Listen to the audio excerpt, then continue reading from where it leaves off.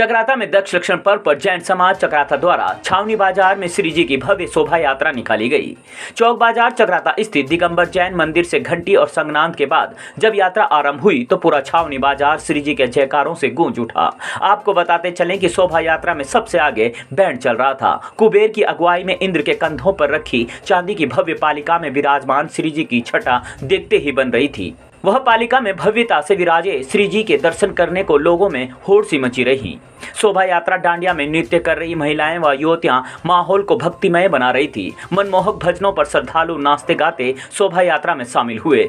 श्रद्धालुओं का उत्साह देखते ही बन रहा था और यात्रा जिधर जिधर से गुजर रही वहां वातावरण भी श्री जी मय हो गया।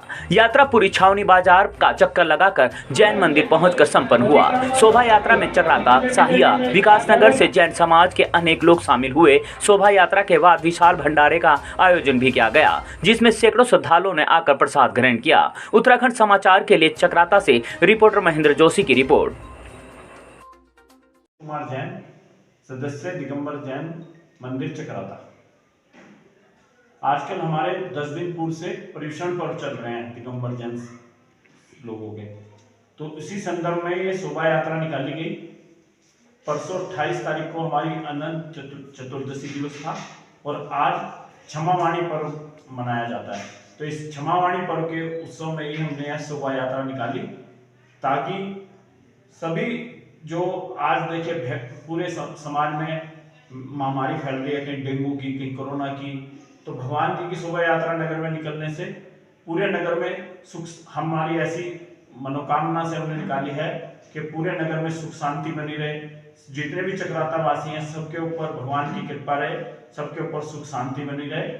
और हम दिगंबर जैन समाज आज क्षमावाणी पर्व पर सभी जनों से क्षमा याचना करते हैं कि जो भी लोगों से हमने जाने अनजाने किसी भी तरह से कोई हमारे द्वारा ऐसा कृत्य हुआ हो जिससे किसी का भी मन दुखा हो, तो हम सभी जनों से सब दिगंबर जैन समाज क्षमा याचना करता है ताकि हम क्षमा भाव मांगते हैं।